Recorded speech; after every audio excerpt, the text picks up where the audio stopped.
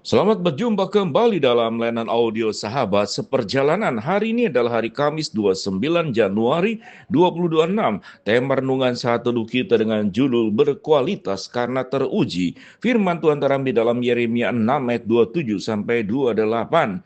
Aku telah mengangkat engkau di antara umatku sebagai penguji. Engkau harus tahu bagaimana menyelidikinya dan harus menguji tingkah langkah mereka. Semua mereka adalah pendurhaka belaka, berjalan kian kemari sebagai penfitnah, sekaliannya mereka berlaku busuk. Mari kita berdoa. Bapa yang di dalam sorga, kami ingin belajar menjadi pribadi yang berkualitas, karena kami teruji. Biar kami belajar daripada kesalahan bangsa Israel yang tidak tahan kepada ujian, namun kami ingin belajar menjadi pribadi yang bertahan dan berkualitas di dalam ujian. Dalam nama Tuhan Yesus kami berdoa, amin. Shalom sahabat seperjalanan yang dikasihi Tuhan. Sebelum kita berbicara tentang berkualitas karena ujian, maka kita belajar dalam kehidupan keseharian kita. Tentunya sahabat seperjalanan yang sudah cukup umurnya, sahabat seperjalanan punya SIM, surat izin mengemudi, baik SIM C untuk motor, SIM A untuk mobil, bahkan SIM B atau SIM tertentu untuk kendaraan-kendaraan yang lebih besar, bahkan kendaraan-kendaraan proyek itu SIM-nya pun khusus dan berbeda. Tentunya untuk memiliki SIM tidak serta-merta kepolisian mengeluarkan katakanlah SIM, kemudian tanpa kita diuji terlebih dahulu. Beberapa negara dengan ujian sangat spesifik, bahkan kalau kemudian melakukan pelanggaran setelah punya SIM pun, itu SIM-nya bisa dicabut. Artinya, mengapa perlu teruji sebelum punya surat izin mengendara? Supaya yang pertama adalah menyelamatkan dirinya dari kecelakaan. Yang kedua juga menghindari ugal-ugalan melencelakakan orang lain karena ketidakterampilan atau terlalu terampil sampai sembrono kebut-kebutan dan melanggar aturan-aturan lalu lintas. Maka ujian itu penting.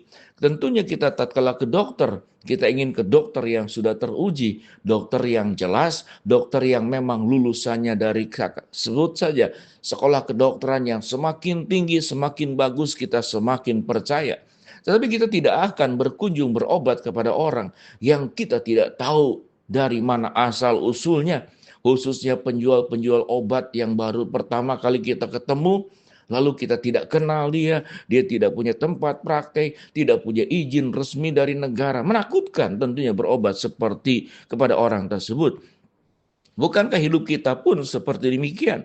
Nabi Yeremia dipanggil oleh Tuhan. Firman Tuhan berkata, aku mengangkat engkau sebagai penguji untuk umatku. Karena umatku jalannya sudah serong. Umatku jalannya sudah melanggar kebenaran firman Allah. Umatku tidak lagi menuruti perkataan dan ketentuan dan tuntunan aku. Tapi mereka hidup dalam pikirannya sendiri, keberdosaannya, hawa nafsunya. Oleh sebab itu, ujian itu penting. Ujian itu menunjukkan sebuah pribadi yang berkualitas. Kita tahu dengan jelas kendaraan-kendaraan khususnya bagi kaum pria yang suka dengan otomotif, maka sebelum kendaraan itu katakanlah dijual ke pasar bebas, maka lewat pengujian yang harus itu dibuktikan terlebih dahulu. Bahkan obat-obatan yang dikeluar oleh apotek yang kemudian itu disahkan oleh Departemen Kedokteran, Departemen Kesehatan, itu harus ada registrasinya, ada nomornya, dan itu lewat pengujian. Dengan demikian sahabat seperjalanan, aku telah mengangkat engkau ayat 27 di antara umatku sebagai penguji. Engkau harus tahu bagaimana menyelidikinya dan harus menguji tingkah langkah mereka. Semua mereka adalah pendurhaka belaka, berjalan kian kemari sebagai pengfitnah, sekaliannya berlaku busuk. Mari kita belajar tentunya bukan membahas lagi tentang siapa orang Yahudi dalam berlaku busuk dan bertingkah langkah sebagai pendurhaka. Mari kita belajar memikirkan diri kita sendiri. Apakah kita menjadi orang yang berkualitas dalam hidup? Orang yang berkualitas hidup itu akan teruji lewat berbagai macam cobaan. Tatkala kita dihina, apakah teruji kita menjadi orang yang mudah sakit hati, memaafkan orang yang melukai kita? Tatkala kita membalas dan kita menjadi orang yang pendendam dan pembenci, berarti kita belum lulus ujian, berarti kita bukan pribadi yang berkualitas. Tatkala kita diberkati oleh Allah, diberkati dengan kecukupan, apakah kita tergerak untuk memberikan bantuan? Apakah kita tidak lupa memberikan perpuluhan? Namun tatkala kita diberkati, kita tidak tergerak untuk memberkati orang yang susah, kita pun juga lupa memberikan perpuluhan kepada Allah, maka kita bukan pribadi yang teruji dan bukan pribadi yang berkualitas. Apakah tatkala kita bekerja, kita terjun ke dalam dunia bisnis, lalu ada godaan untuk mencuri, godaan untuk menipu, godaan untuk korupsi, lalu kita jatuh ke dalamnya. Maka kita bukanlah orang yang teruji dan bukanlah orang yang berkualitas. Namun tatkala kita bisa menolak segala macam godaan-godaan tersebut, maka kita menjadi orang yang teruji dan orang yang berkualitas. Sahabat seperjalanan yang dikasihi Tuhan, di dalam hidup ini setiap hari kita diuji oleh banyak aspek. Seringkali sebagai seorang pekerja atau pegawai, seringkali kita mencoba mencuri-curi waktu, atau kita mencoba mengambil keuntungan, bagian-bagian mana yang tidak terdeteksi oleh aturan, tidak terdeteksi oleh CCTV, tidak terdeteksi oleh kemudian pengawas. Rasanya aman kita melakukan dan tidak ada yang tahu. Lalu kita melakukannya, melakukan korupsi, pencurian. Maka kita menjadi orang yang tidak teruji dan tentunya bukan orang yang berkualitas. Ayat firman Tuhan dalam Permazmur dikatakan, ujilah aku Tuhan, selidikilah hatiku Tuhan. Apakah jalan hidupku serong? Apakah pikiranku menyimpang? Apakah perasaanku dipenuhi dengan emosi-emosi negatif? Tuhan, ubahlah hidupku supaya tidak ada keberdosaan yang ada dalam diri kami. Pikiran kami dibersihkan, hati kami dibersihkan, sehingga perkataan yang keluar dari kami pun dibersihkan.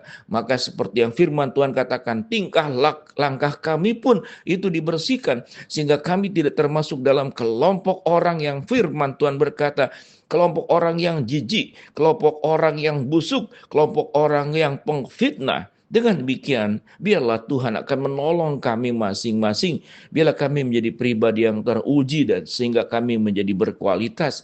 Tatkala kami diperhadapkan kepada godaan, kami tidak tergoda. Tatkala kami diperhadapkan kepada kesulitan dan penderitaan, kami tidak menjadi orang yang pengeluh, mengumpat dan menyalahkan Tuhan.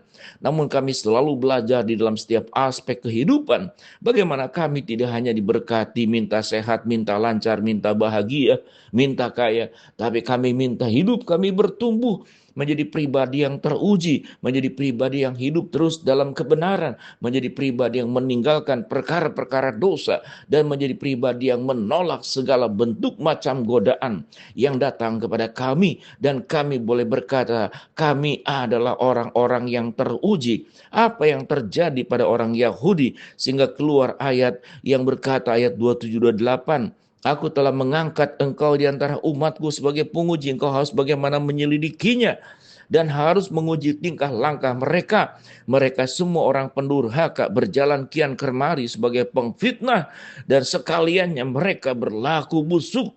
Biarlah tentunya ayat ini tidak ditujukan kepada kita, karena kita sudah belajar. Kami ingin menjadi pribadi yang teruji, sehingga kami menjadi pribadi yang berkualitas, hidup dalam kebenaran bukan dalam keberdosaan.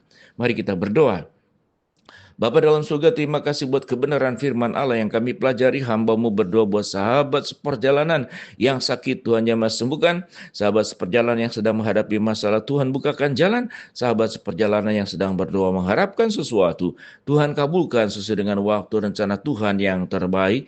Di dalam nama Tuhan Yesus, biarlah kami menjadi pribadi yang teruji dan berkualitas. Kami berdoa. Amin.